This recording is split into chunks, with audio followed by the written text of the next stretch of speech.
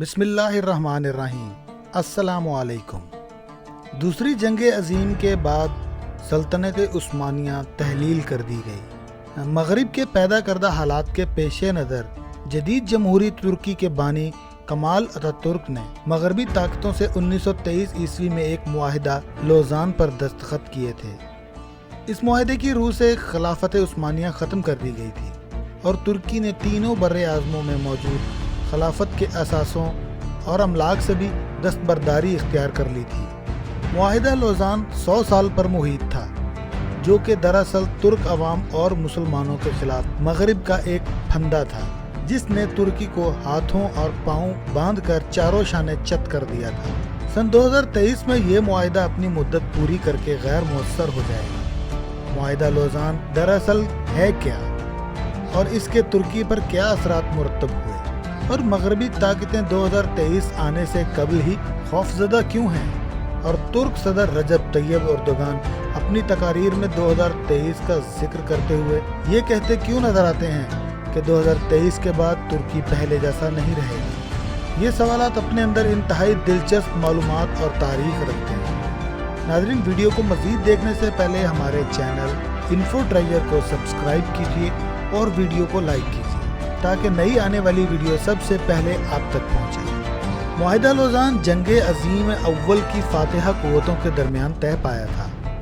اس وقت صورتحال یہ تھی کہ فاتح قوتیں ترکی کے بڑے حصوں پر قابض ہو چکی تھیں۔ ان قوتوں میں سے برطانیہ نے وہ خطرناک اور ظالمانہ شرائط معاہدہ لوزان میں شامل کروائی تھی، جس کی روح سے ترکی کے ہاتھ پاؤں باندھ دیے گئے تھے، اور ترکی اگلے 100 برس تک اس معاہدے پر عمل درآمد کا پابند قرار پایا تھا۔ معاہدہ لوزان کی روح سے خلافت عثمانیہ ختم اور سلطان کو ان کے خاندان سمیت ترکی سے جلا وطن کر دیا گیا تھا۔ خلافت کے تمام مملوکات ضبط کر لی گئی تھیں، جن میں سلطان کی ذاتی املاک بھی شامل تھیں۔ ترکی کو ایک سیکولر اسٹیٹ قرار دیتے ہوئے دین اسلام اور خلافت سے اس کے تعلق پر داغن لگا دی گئی تھی اور اس کا باقاعدہ اعلان کر دیا گیا تھا۔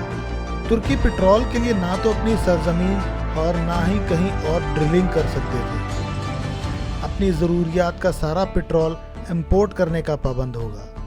باسفورس عالمی سمندر شمار ہوگا اور ترکی یہاں سے گزرنے والے کسی بحری جہاز سے کسی قسم کا کوئی ٹیکس وصول نہیں کر سکے گا۔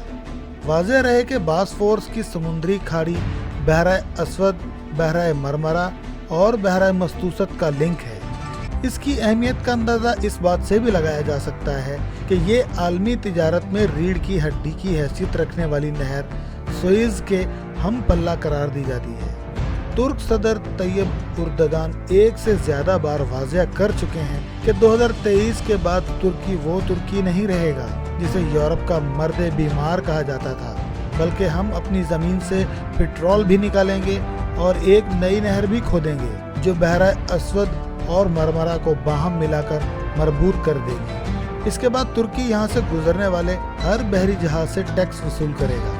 اس صورتحال سے ساری کہانی واضح ہو جاتی ہے کہ مغرب کیوں ترک صدر طیب اردوغان کا اتنا سخت دشمن بنا ہوا ہے، جبکہ ترکی میں ہونے والے حالیہ ریفرنڈم میں صدارتی نظام کے لیے طیب اردوغان نے کیوں کوشش کی۔ یقیناً طیب اردوغان ترکی کے لیے ایک پاورفل اور متنظم صدر چاہتے ہیں، کیونکہ وہ جانتے ہیں کہ 2023 میں معاہدہ لوزان غیر مؤثر ہو جانے کے بعد ترکی میں امریکی طرز پر صدارتی اختیارات سے لیس ترکی فوج کا کمانڈر ان چیف اور قوم کا اعتماد رکھنے والا صدر ہونا چاہیے، جو ترک قوم کو اس کا آبرومندانہ مقام دلا سکے اور امت مسلمہ کو فعال اور دیگر اقوام کے مقابل لانے کے لیے اپنا کردار ادا کر سکے، جو عالمی قوتوں کی آنکھوں میں آنکھیں ڈال کر بات کرنے کی اہمیت اور جرت رکھتا ہو۔